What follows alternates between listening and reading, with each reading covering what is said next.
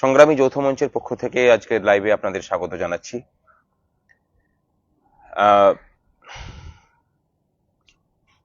অবস্থানের 1 বছর 1 মাস 2 দিন অতিক্রম করলো। অনশনের 39তম দিন চলছে। এই আন্দোলন করতে গিয়ে আমাদের দাবির কথা যেখানে যেখানে পৌঁছানো প্রয়োজন, তাতে কাজ হোক বা না হোক, ধারাবাহিকভাবে সেই কাজকে আমরা করে চলেছি। আজকেও সেই ধরনের একটা কাজ করা হলো, যদিও পূর্বেও সেটা করা হয়েছে। আমরা এই মাসের প্রথম দিকে কেন্দ্রীয় অর্থমন্ত্রী এবং অর্থ কমিশনের যিনি চেয়ারম্যান, তাকে আমরা আমাদের দাবিপত্র পেশ করেছিলাম। সেটা অনলাইনের মাধ্যমে ছিল। তখন তারা জানিয়েছিলেন যে অর্থমন্ত্রী মাননীয়া নির্মলা সীতারামন জি কলকাতায় আসতে পারেন, তখন আপনাদের সাথে সময় দেওয়া হবে। আজকে আমাদের সাথে কথা হয়, একটা সভা ছিল ন্যাশনাল লাইব্রেরিতে। তারপরে কিছুটা সময় আমাদের সাথে কথা হয়, যদিও যতক্ষণে বৈঠক হওয়ার কথা ছিল ওনার বিমান ধরার তাড়ার থাকায় এবং উনি যে বক্তব্য রাখছিলেন সেই বক্তব্য রাখাতে একটু দেরি হয়ে যাওয়াতে আমাদের সেই সময়টা পাইনি, কিন্তু খুব ছোট করেই আমাদের কথা শুনেছেন। যেটা সব থেকে সুখের বিষয় যে উনি যখন খুব দ্রুত বেরিয়ে যাচ্ছিলেন, তখন আমাদেরই নেতৃত্ব সুবীর সাহা, আমরা দাবিপত্রটা বেশ কয়েকটা কপি নিয়ে গিয়েছিলাম। এবার আমি দ্রুত যাচ্ছিলাম নির্মলাজির কাছে, সুবীরদার কাছে আর একটা কপি ছিল, তার হাতে সেই কপি দেখে ওনার পিএ ওনাকে দেখে জিজ্ঞাসা করেন যে আপনি কি কর্মচারী ইউনিয়ন থেকে আসছেন? তখন সুবীরদা বলেন যে হ্যাঁ।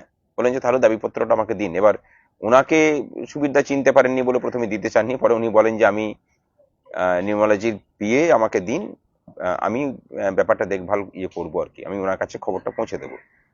তারপরে উনি যখন গাড়িতে চাপছেন তখন আমি আমাদের কথাগুলো বলি যে আমরা 13 মাস ধরে আন্দোলন করছি, দ্বিতীয় পর্বের 39 দিন ধরে অনশন চলছে, সরকার নির্বিকার।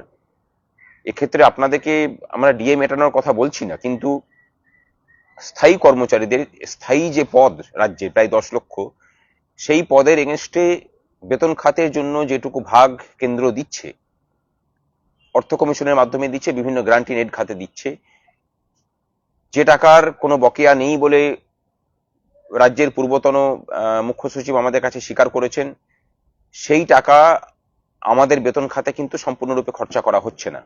এই বিষয়টা আপনাকে দেখতে হবে। সেটা দেখলে পরেই আমাদের যে বকেয়া, সেই বকেয়া মিটে যেতে পারে এবং শূন্য পদে নিয়োগও সম্ভব।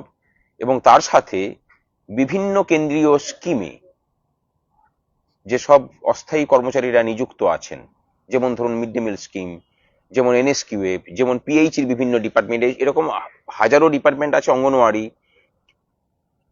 যারা বিভিন্ন কেন্দ্রীয় স্কিমে কাজ করেন, কেন্দ্র তাদের বেতনের টাকাটা ঠিকঠাক সময়ে রাজ্যকে কাছে পৌঁছে দেয়। আমরা লক্ষ্য করছি যে সেই স্কিমে কাজ করা অন্যান্য রাজ্যের কর্মচারীরা যে বেতন পান, আমাদের রাজ্যে সেটা পান না। আমরা খবর নিয়ে জানতে পাচ্ছি যে এই স্কিমের কর্মচারীদের বেতনের বাবদ যে টাকা কেন্দ্র থেকে আসে, সেই টাকাটাও কর্মচারীরা পাচ্ছেন না। আমরা সেই বিষয়টাকেও আলাদা করে উল্লেখ করি। উনি বলেছেন, দ্রুততা ছিল, যে এই বিষয়টা উনি দেখবেন। এবং আমাদের যে ব্রিফিংটা ছিল সেটা দেখলাম যে উনি মানে জ্ঞাত আছেন। ভালো লেগেছে এই জায়গাটাতেই। কাজ হবে বা না হবে সেটা নিয়ে হয়তো অনেক প্রশ্ন হতে পারে। এতে যদি কোনো লাভ নাও হয়, কোনো লোকসান হবে কিনা সেই বিষয়ে আপনারা মতামত জানাবেন। আমরা আমাদের প্রচেষ্টা চালিয়ে যাব। আগামী 3 তারিখ মহামিছিল। সকলের কাছে অনুরোধ করছি, রবিবার দিন মহামিছিলে কলকাতা যেন স্তব্ধ হয়, সেই দায়িত্ব কিন্তু সকলকে নিতে হবে। 6-7 তারিখ ধর্মঘট। পূর্বের ধর্মঘটে আমাদের অনেকের প্রস্তুতি ছিল না। এখন কিন্তু সকলে জেনে গেছেন যে ধর্মঘট করাটা শুধু অধিকার নয়, ধর্মঘট করলে সরকারের কিছু করারও থাকে না। ধর্মঘটে সামিল হন, চলুন, লড়াইটা জিততে হবে। আর অন্যান্য প্রত্যেকটা রাজ্যে যেভাবে ধর্মঘটের পূর্বেই কর্মচারীরা ধর্মঘট মানে ভোটের আগে ধর্মঘট করে দাবি আদায়ের যে ট্র্যাডিশন আছে, আমাদের রাজ্যেও সেই ট্র্যাডিশন আসুক। আমার মনে হয় কর্মচারী শুধু স্থায়ী অস্থায়ী কর্মচারী শুধু নয়, রাজ্যের মানুষের অধিকারও সুপ্রতিষ্ঠিত হবে।